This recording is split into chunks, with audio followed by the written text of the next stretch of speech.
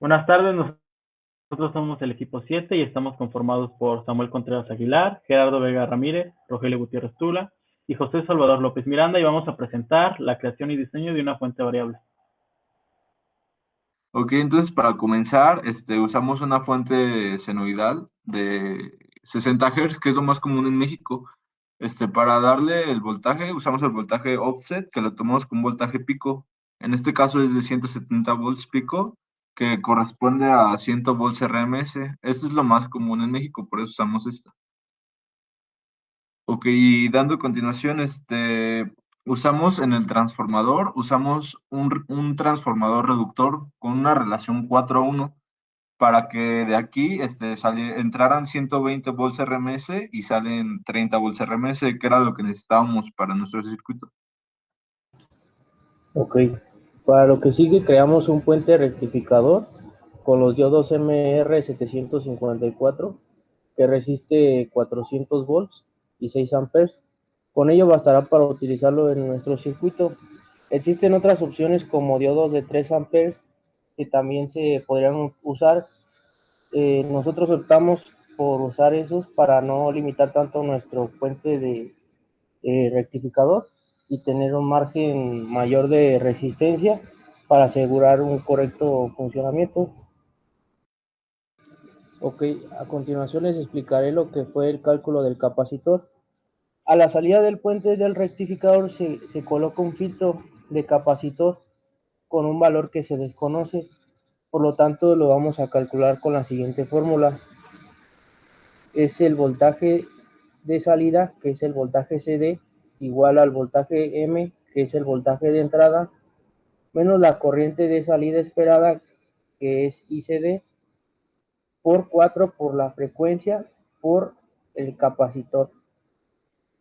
Y entonces aquí se ven los valores que tiene cada uno, son 24 volts de salida del voltaje esperado, es igual a 30 volts, que es el voltaje de entrada, menos la corriente esperada, que son los 3 amperes, sobre 4 por la frecuencia, que son 60 Hz, por el capacitor, que esta es la variable que buscamos despejar para encontrar su resultado. Realizando el despeje se realiza de esta manera y se obtiene que C es igual a 3 amperes sobre 240 Hz por 6 volts, dando como resultado 2.083 microfaradios. Regulador de voltaje. Para nuestra fuente utilizamos el regulador LM338K, el cual es un regulador que podemos controlar a través de dos resistencias, R1 y R2. R2 vendría a ser una resistencia variable y R1 es un valor que desconocemos, pero el cual podemos obtener a través de la siguiente fórmula, que vendría a ser B0 es igual al voltaje de referencia por 1 más R2 sobre R1 más I ajustable y R2. Los valores del voltaje de referencia y I ajustable los podemos obtener del datasheet del regulador, que para este caso vendría a ser el voltaje de referencia 1.24 y la corriente ajustable 100 microamperes. Después, para obtener R1, utilizamos la fórmula ya mencionada y por ende los valores, que sería el voltaje 0 es igual a 24 volts, el voltaje de referencia 1.24 volts, R2, que es nuestra resistencia variable, que sería de 5000 ohms, y nuestra corriente ajustable, que es de 100 microamperes. Sustituimos los datos quedándonos de la siguiente forma, que vendría a ser 24 voltios, que es B0, es igual a 1.24 voltios, voltaje de referencia, 1 más 5000 ohms, que es R2, sobre R1, el valor que desconocemos, más 100 microamperios por 5000 ohms. Entonces, después hacemos despejamos R1, hacemos el arreglo de nuestras ecuaciones, simplificamos lo posible hasta llegar a R1, que vendría a ser igual a 6200 voltios por ohm sobre 22.26 voltios, que es igual a 278.54 ohms. En este caso, nosotros utilizaremos 280 ohms porque es el valor comercial más cercano a la resistencia que obtuvimos en la ecuación.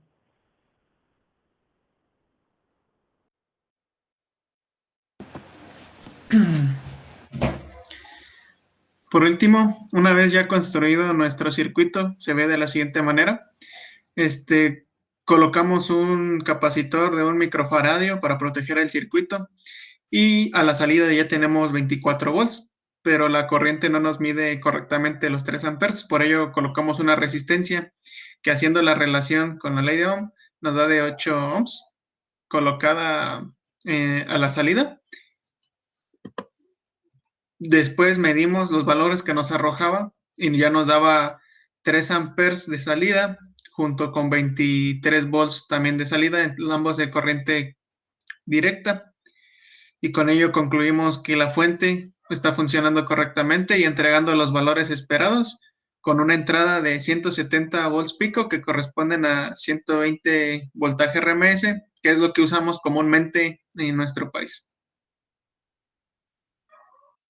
Ahora continuaremos con la fabricación del PCB con el método del planchado, después de haber analizado el circuito que simulamos.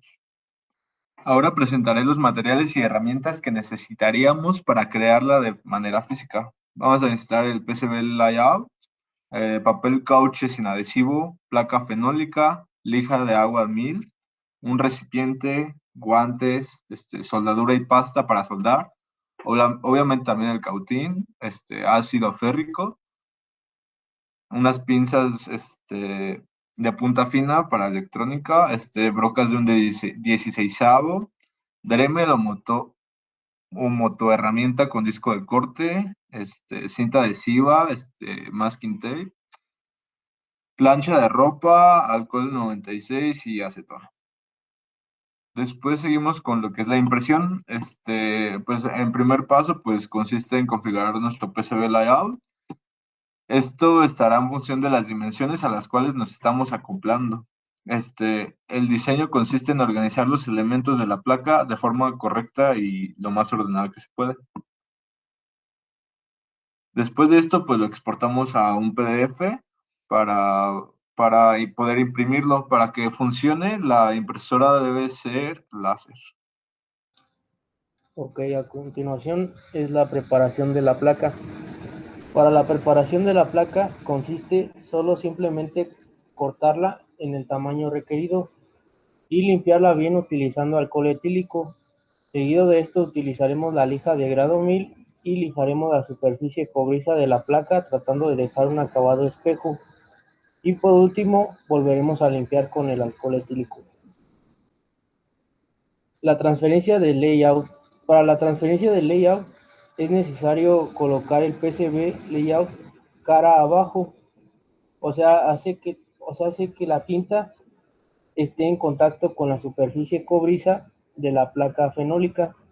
Seguido de esto la colocaremos de forma estratégica para que ésta coincida de forma correcta en los márgenes de la placa fenólica y la fijamos con cinta por la parte de atrás tratando de que ésta no se mueva de ninguna manera. Limpieza de la placa. Una vez realizado el planchado, dejaremos enfriar un momento, ya que el calor que alcanza es bastante alto. Pasado este tiempo, la llevaremos a una bandeja con agua y tallaremos suavemente con la yema de los dedos en el papel que haya quedado pegado sobre la placa de cobre. Es muy importante no realizar mucha fuerza, ya que de lo contrario removeremos la tinta que se ha adherido a la placa de cobre.